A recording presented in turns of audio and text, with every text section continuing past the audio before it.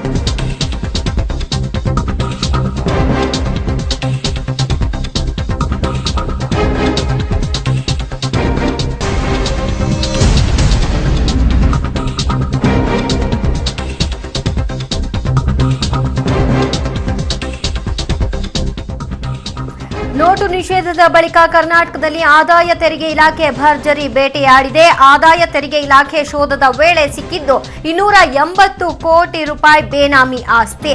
ಈ ಭೂಮಿ ಕಟ್ಟಡ ಖರೀದಿಗೆ ಇಷ್ಟೊಂದು ದುಡ್ಡು ಎಲ್ಲಿಂದ ಬಂತು ಅನ್ನುವಂತಹ ತನಿಖೆ ಈಗ ಆಗ್ತಾ ಇದೆ.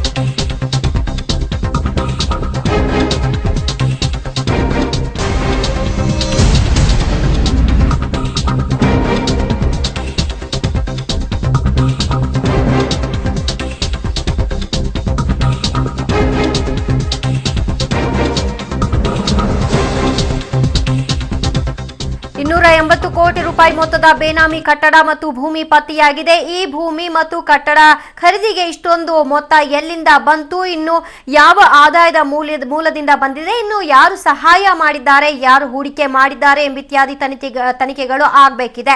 ಸಿಎಂ ಸಂಪುಟ ಸಚಿವರಿಬ್ಬರ ಪರಮಾಪ್ತರಾಗಿರುವ ಚಿಕ್ಕರಾಯಪ್ಪ ಮತ್ತು ಜಯಚಂದ್ರ ಅವರು ಇಬ್ಬರು ಸಚಿವರ ಪುತ್ರರೊಂದಿಗೆ ಅತ್ಯಂತ ಆತ್ಮೀಯತೆಯನ್ನ ಹೊಂದಿದ್ದಾರೆ ಎನ್ನುವಂತಹ ವಿಚಾರ. ಇನ್ನು ಸಚಿವರೊಂದಿಗೆ ಆತ್ಮೀಯತೆ ನಂಟನ್ನು ಹೊಂದಿರುವಂತಹ ಅಧಿಕಾರಿಗಳು, ಗುತ್ತಿಗೆದಾರರು ಕೂಡ ಈ ಒಂದು ವೇಳೆ ತನಿಖೆಗೆ ಒಳಪಡ್ತಾರೆ. ಈ ಹಿನ್ನೆಲೆಯಲ್ಲಿ ಇಬ್ಬರು ಸಚಿವರು ಅವರ ಪುತ್ರರನ್ನ ವಿಚಾರಣೆಗೆ ಒಳಪಡಿಸುವಂತಹ ಸಾಧ್ಯತೆಗಳು ಗೋಚರಿಸ್ತಾ ಇದೆ.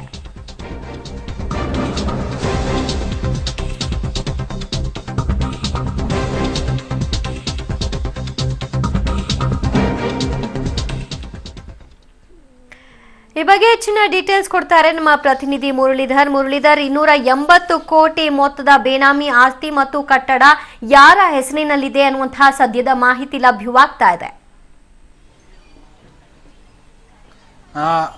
ದಿವ್ಯಾ, ಏನಂದ್ರೆ ಈ ಪ್ರಕರಣಕ್ಕೆ ಸಂಬಂಧಪಟ್ಟಂತೆ ಸಾಕಷ್ಟು ಮಾಹಿತಿಗಳು ಲಭ್ಯ ಆಗ್ತಾ ಇರುವಂತದ್ದು. ಜೊತೆಗೆ 280 ಕೋಟಿಗೂ ಹೆಚ್ಚು ಆಸ್ತಿಯನ್ನ ಬೇನಾಮಿ ಹೆಸರಿನಲ್ಲಿ, ಅಂದ್ರೆ ಇವರ ಬಂಟರೇನಿದ್ರು ಬಂಟರ ಹೆಸರುಗಳಲ್ಲಿ ಮಾಡಿದ್ರು ಅನ್ನೋದ್ರ ಬಗ್ಗೆನೂ ಸಹ ಮಾಹಿತಿ ಸಿಗ್ತಾ ಇರುವಂತದ್ದು. ಜೊತೆಗೆ ಪ್ರಮುಖವಾಗಿ ಏನಂದ್ರೆ ಹಣದ ವಿಚಾರ ಬಂದಿತ್ತು. ಹಣದ ವಿಚಾರ ಸಂದರ್ಭದಲ್ಲಿ ಅದು ಇವರ ಮನೆಯಲ್ಲೇ ಸಿಕ್ಕಿದಂಥದ್ದು.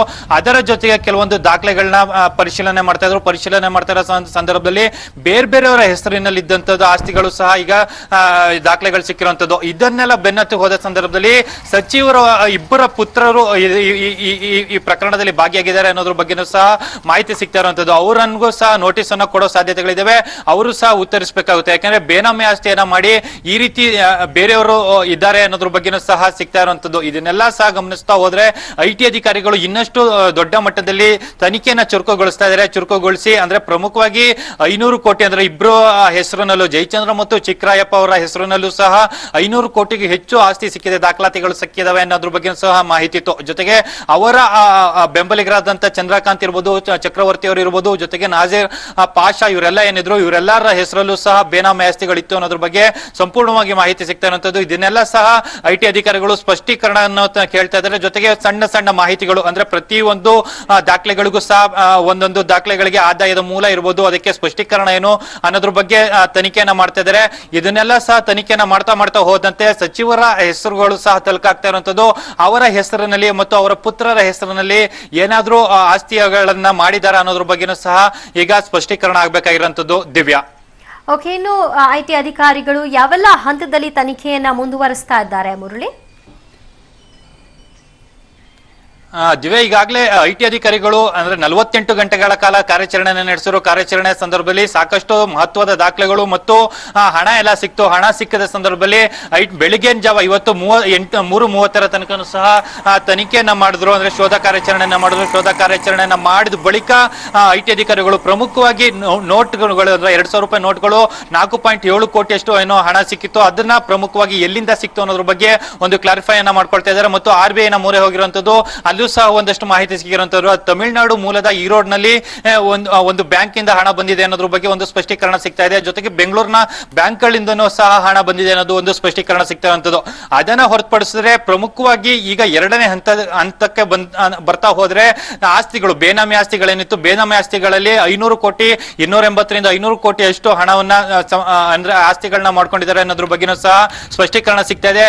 ಅದನ್ನ ಬೆನ್ನತ್ತು ಹೋದಾಗ ಯಾರ್ಯಾರ ಬುಡಕ್ಕೆ ಬಿಸಿನೀರು ಬೀಳುತ್ತೋ ಅನ್ನೋದು ಸಹ ಈಗ ಕಾದ್ ನೋಡ್ಬೇಕಾಗುತ್ತೆ. ದಿವ್ಯಾ, ಓಕೆ, ಮುಂದಿನ ಹಂತಗಳು ಯಾವ ರೀತಿಯಾಗಿರುತ್ತೆ? ಅಂದ್ರೆ ಹೊಸ ನೋಟುಗಳು ಎಲ್ಲಿಂದ ಬಂದವು ಅನ್ನೋದ್ರ ಜೊತೆಗೆ ಇದನ್ನ ಹೇಗೆ ಮತ್ತು ಯಾರ ಸಹಾಯವನ್ನ ತೆಗೆದುಕೊಂಡಿದ್ದಾರೆ, ಆ ಬ್ಯಾಂಕ್ನ ಅಧಿಕಾರಿಗಳ ಮೇಲೂ ಕೂಡ ಕ್ರಮವನ್ನ ಜರುಗಿಸಲಾಗುತ್ತಾ, ಹೇಗೆ?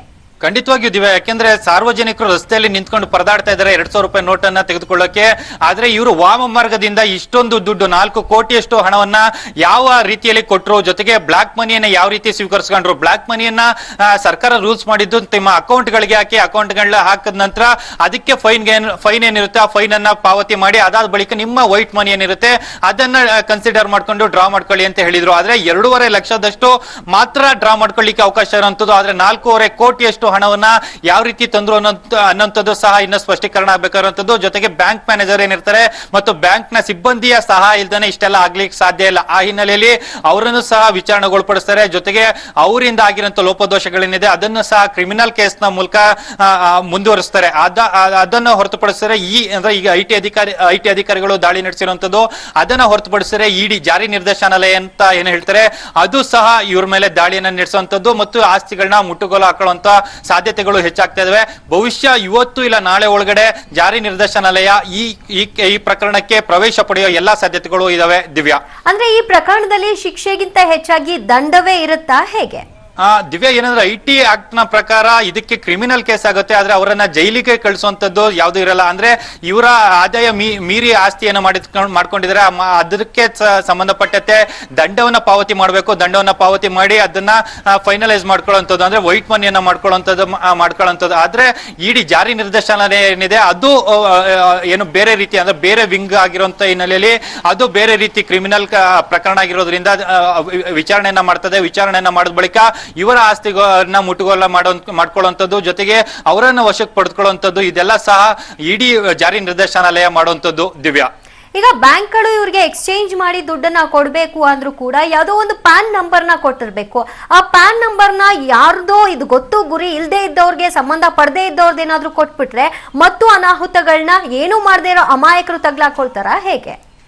ದಿವ್ಯಾ, ಏನಂದ್ರೆ ಪ್ಯಾನ್ ನಂಬರ್ ಅನ್ನ ಕೊಡುವಂತದ್ದು ಕೇವಲ ಏನಂದ್ರೆ 10,000 20,000 ಡ್ರಾ ಮಾಡ್ಕೊಳ್ತಾ ಇರೋಂತ, ಅಂದ್ರೆ ಬೀದಿ ಬದಿಯಿಂದ ನಿಂತ್ಕೊಂಡು 2 ಕಿಲೋಮೀಟರ್ ಕಾಲ ಅಂದ್ರೆ ಅಷ್ಟೊಂದು ಟೈಮ್ ನ ಸ್ಪೆಂಡ್ ಮಾಡಿ ಬ್ಯಾಂಕ್ ನ ಮುಂದೆ ನಿಂತ್ಕೊಂಡು ಆ ದುಡ್ಡನ್ನ ಡ್ರಾ ಮಾಡೋರಿಗೆ ಪ್ಯಾನ್ ಕಾರ್ಡು, ಆಧಾರ್ ಕಾರ್ಡು ಇದನ್ನ ಕೇಳ್ತಾ ಇರೋಂಥದ್ದು. ಈ ರೀತಿ ವಾಮ ಮಾರ್ಗವಾಗಿ ತರಂತವ್ರಿಗೆ ಯಾವ ಪ್ಯಾನ್ ಕಾರ್ಡು ಬೇಕಾಗಿಲ್ಲ, ಯಾವ ಆಧಾರ್ ಕಾರ್ಡು ಸಹ ಬೇಕಾಗಿಲ್ಲ ದಿವ್ಯಾ.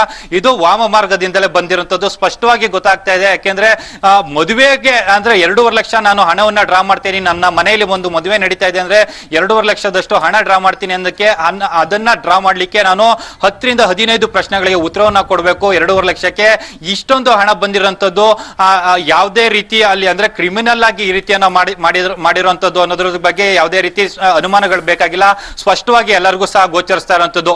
ಈಗ ಪ್ರಮುಖವಾಗಿ ಯಾವ ಬ್ಯಾಂಕ್ ಅದು, ಆ ಬ್ಯಾಂಕ್ ಮ್ಯಾನೇಜರ್ ಯಾರು, ಬ್ಯಾಂಕ್ ನ ಸಿಬ್ಬಂದಿ ಯಾರು ಅನ್ನೋದು ಬಗ್ಗೆ ಈಗ ಗೊತ್ತಾಗಬೇಕಾಗಿದೆ. ಜೊತೆಗೆ RBI ಸಹ ಇದನ್ನು ಪ್ರತ್ಯೇಕವಾಗಿ ಒಂದು ಪ್ರಕರಣವನ್ನು ದಾಖಲಿಸಿಕೊಳ್ಳುವ ಸಾಧ್ಯತೆಗಳಿದೆ. ಯಾಕೆಂದ್ರೆ ಬ್ಲಾಕ್ ಮನಿಯನ್ನ ವೈಟ್ ಮನಿಯಾಗಿ ಯಾವ ರೀತಿ ಮಾಡ್ಕೊಟ್ರಿ ಅನ್ನೋದು ಬಗ್ಗೆನೂ ಸಹ ಮಾಡ್ತಾರೆ. ಜೊತೆಗೆ ಲೋಕಲ್ ಪೊಲೀಸಿಂಗ್ ಅವರು ಸಹ ಅವರನ್ನ ಬಂಧಿಸುವಂತ ಸಾಧ್ಯತೆಗಳಿದೆ. ಯಾಕೆಂದ್ರೆ ಬ್ಯಾಂಕ್ ನ ಹಣವನ್ನ ಸಾರ್ವಜನಿಕರಿಗೆ ತಲುಪಿಸ್ತೇನೆ ದುರುಪಯೋಗ ಪಡಿಸ್ಕೊಂಡಿರುವಂತದ್ದು. ಇದನ್ನೆಲ್ಲ ನೋಡಿದಾಗ ಪೊಲೀಸರು ಸಹ ಪ್ರಕರಣವನ್ನು ದಾಖಲಿಸಿ ಅವ್ರನ್ನ ಬಂಧಿಸೋ ಅವಕಾಶಗಳಿದಾವೆ. ದಿವ್ಯಾ, ಥ್ಯಾಂಕ್ ಯು ಮುರಳಿ ನಿಮ್ಮೆಲ್ಲ ಮಾಹಿತಿಗೆ. ಓಕೆ, ನವೆಂಬರ್ 8ರಂದು ನೋಟು ನಿಷೇಧ ಬಳಿಕ ಪ್ರಧಾನಿ ಮೋದಿ ಈಗ ಬಂಗಾರದ ಮೇಲೆ ಬ್ರಹ್ಮಾಸ್ತ್ರ ಪ್ರಯೋಗಿಸಿದ್ದಾರೆ. ನೋಟು ನಿಷೇಧ ಆದ ದಿನದಂದೇ ಚಿನ್ನಾಭರಣವನ್ನ ಖರೀದಿಸಿ ಕಪ್ಪು ಹಣವನ್ನ ಬಿಳಿ ಮಾಡಿಕೊಂಡಿರುವ ವರದಿಗಳು ಕೇಳಿ ಬಂದಿತ್ತು. ಈ ಹಿನ್ನೆಲೆಯಲ್ಲಿ ಚಿನ್ನದ ಮೇಲೆ ಹೂಡಿಕೆ ಮಾಡಿರುವ ಕಾಳ ಧನಿಕರಿಗೆ ಬಿಸಿ ಮುಟ್ಟಿಸಿದ್ದಾರೆ. ಹಾಗಾದ್ರೆ ಚಿನ್ನದ ಮೇಲೆ ಯಾರಿಗೆ ಎಷ್ಟು ಮಿತಿಯನ್ನ ಇದೆ ಅಂತ ನೋಡೋಣ. ಜನ್ಧನ್ ಖಾತೆದಾರರ ಮೇಲೆ IT ಕೆಂಗಣ್ಣು ಬೀರಿದೆ.